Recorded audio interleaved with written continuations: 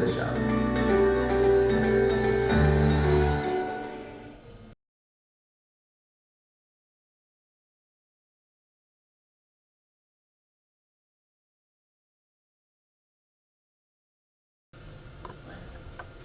So, the topic which I have chose is 21st century, century of Bharat. Can you come to the first slide? I request all of you to just close your eyes and just chant along with me a verse, a slok which was written more than 3000 years ago in this very land, and one among the most sought after, most explained verse. So just chant with me. Om Purnamadah Purnamidam Purnat Purnamudachyate Purnasya Purnamadaya Purnameva Vashishyate. Om Shanti Shanti Shanti. Most of you are undergrads, and once we will reach to doctoral research and all, the basic existential questions will start converging. The fields of philosophy, the fields of quantum realities, quantum mathematics. In the higher mathematics, you will read Gödel's incompleteness theorem and all. And once you will go through that, you will start realizing that how holistic, how deep this particular chant, this verse was. It means that the creation of universe, everything which is here is complete, its whole. Everything which is not here is also complete, its whole. The whole got derived from the whole, and even if you take out the whole from the whole, what remains is the whole. It seems very metaphysical, but it's very deep. Why I have wrote it here? I wanted to tell you the legacy, the shoes which we have to fit in. They are so vast, so high. Just imagine 3000 years ago we were able to create such knowledge. Next slide please. Now one question. Anybody can tell me what comes in your mind when you see this pic? Anyone?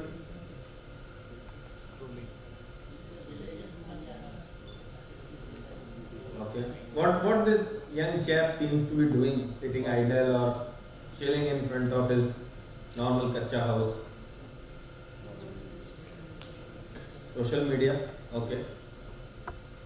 So he is Ronak, a bright class 9th chap in a very normal village of my district where I am posted, Amethi.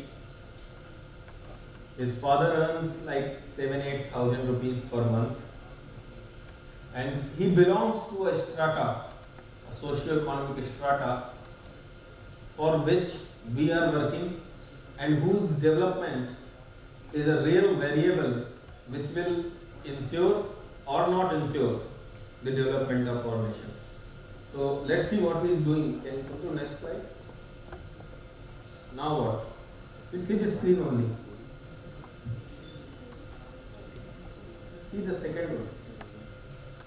This guy, whose family never had any computers, nobody ever spoke English, he knows how to code, he can build an app within hours. How we did it? Come to the next slide. So, whenever you want to bring any transformation, there are three ingredients which are needed. First is the aspiration, that you want to build or do something. Second is the innovation, the solution which you want to create to get that goal. And the third is the execution part, the implementation of that solution. This brings to transformation. So what we did, we collabed with an IIT Delhi guy. We created a Telegram bot based, zero cost, Desi Hindi based coding platform where a guy with just a mobile can learn coding. And this Ronak, he was able to cross the level 50 of that, a class 9th boy. It's a true story. Not far from here, like 200 kilometers from here in a village. Next slide. Can you just click into this particular link? When I was posted in Fatehpur, it's an aspirational district. We had a river which have gone extinct. Simply gone extinct. Siltation, some encroachment, some social apathy, I'll say, administrative apathy also. And we took a task that we are going to rejuvenate a whole river. So we had a 30-kilometer stretch. Now it's very easy to get a huge government project, use a lot of taxpayers' money, and then do something. But we tried a different paradigm. We said that we are going to do by utilizing the complete social contribution of the local population and the convergence of different departments.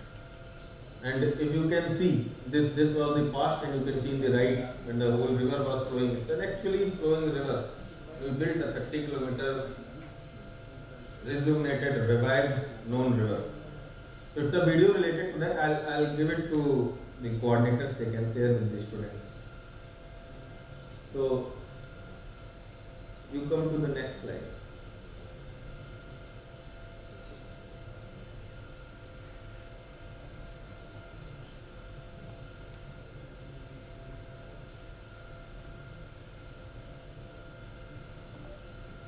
This is another video. So by utilizing various resources, we tried to reform the infra of these KGBs. You can see the basketball courts and all, and it's all in a poor district, aspirational districts of UP.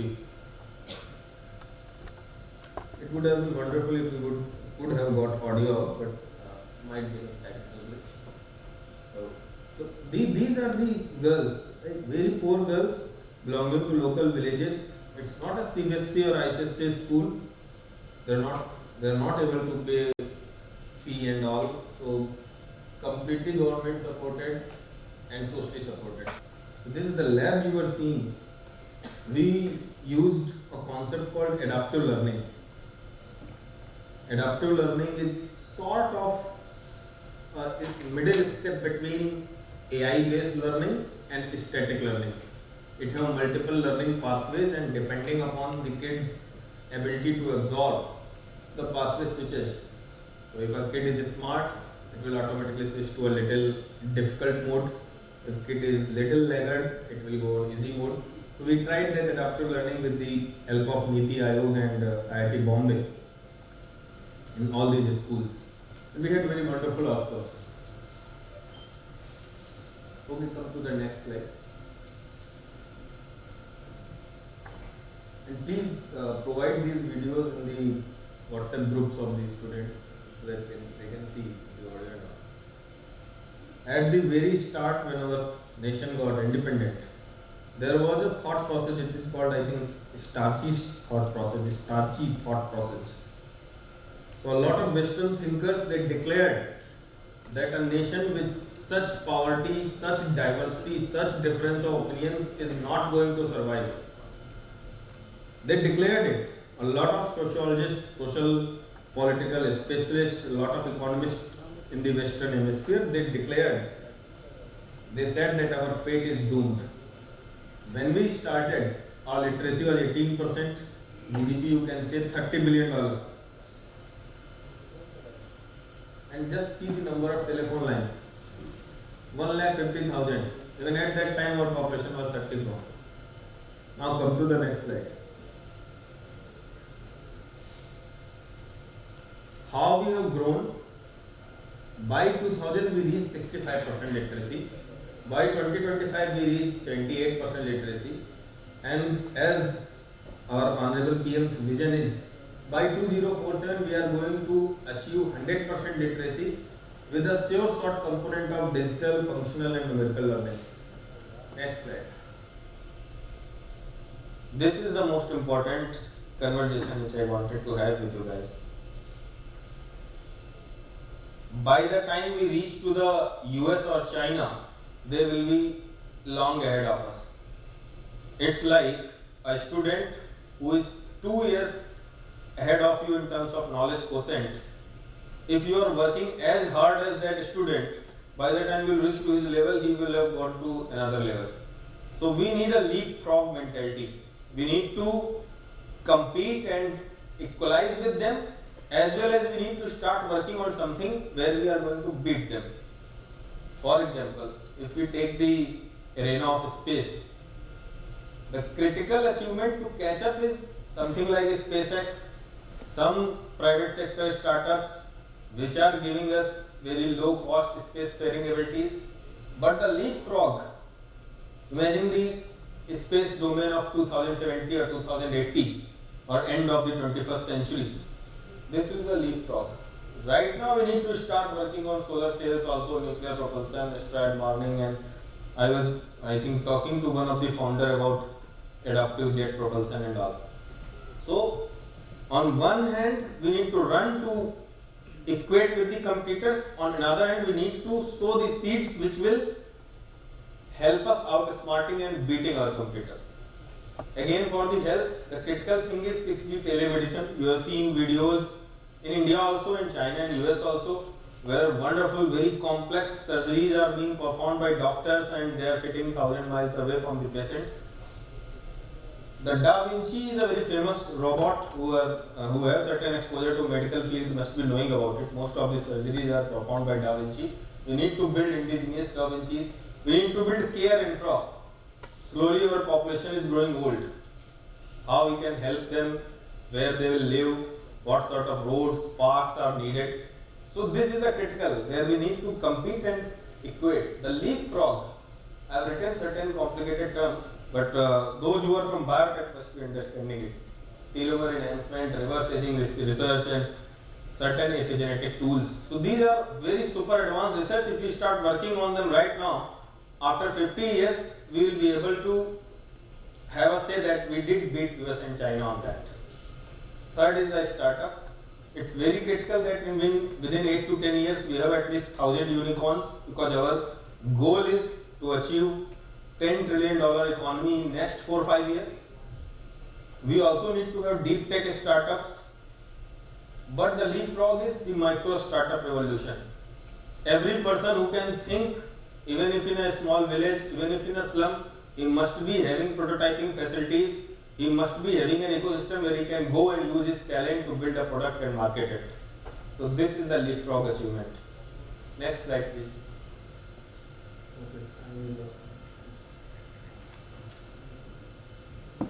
Once I was cycling, why I put this pic? So this old fellow was going, it was approx 8 p.m. I just stopped it, I started talking with him. He is Mr. Ayodhya Prasad, 80 years old. I have written the grit of common man. I told him, why you are working so hard? We have a old age home, I can get you enrolled there. You simply rest and you will be taken care of. He said, no sir. He told me that he lost the idea of business. On that day he made a profit of 350-360 rupees. He told me how the palate of the villagers is changing, how slowly they are enjoying the breads, the nature of cookies is changing from Parle-G to something else. And he actually told me that how he had tapped into that. So I thought a fellow who has a simple cycle and a jhola, he have this grit, this gumption, this conviction that he can understand the rural market, and even at the age of 80 he will do hard work and enterprise and build some business. So this grit of common man is our actual capital. Everybody asks that how India is going to become a developed country, what you have, neither we have something like Facebook, Google, nor we are having any wonderful Nobel Prize researches. But this grit of the common man and our civilizational capital is our true growth engine. Next please. This data you must be knowing. Now we have 1250 million, approx 800 million users I think we must be having right now, 900 millions. And by the 2047, 100% population will be having good internet. Next. How to use it? What are the challenges which you engineers can solve? First is a digital divide is also taking place. If I know ChatGPT and the fellow doesn't know ChatGPT, it's a digital divide. We need to bridge that.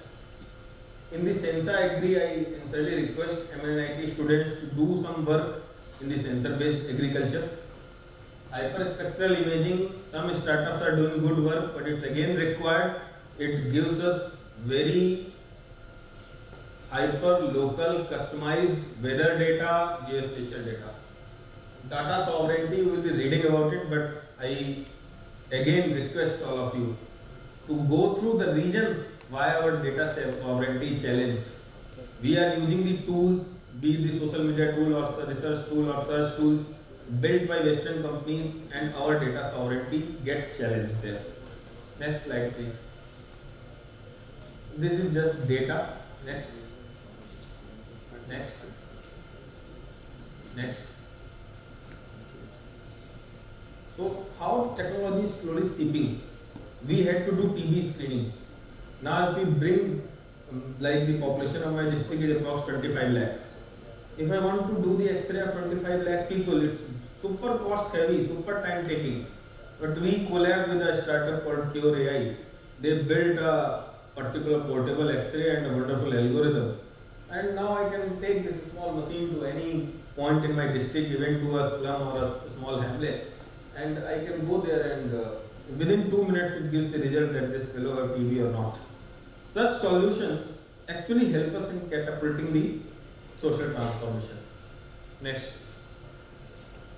This is a quote with which I will complete my oration. Can someone read what it is written? Huh? So, the problem is, the only challenge, we want to become a developed country, we want to be a wonderful startup founder, we want to be a wonderful engineer, we want to be a wonderful administrator, we want so much name and fame, but we don't want trouble, we don't want to sweat, we don't want to handle frustration of the failures. Word doesn't word doesn't work like that, boss. So this quote is very close to my heart, that you need to understand, you need to accept that the only easy day was yesterday, the days are tough, you need to slog, you need to fight it out, you need to win. With this message, I will conclude my oration. I hope I hadn't crossed the time by a very big margin. Again, thank you. It's my honor and I am grateful that I got this wonderful audience. Thank you.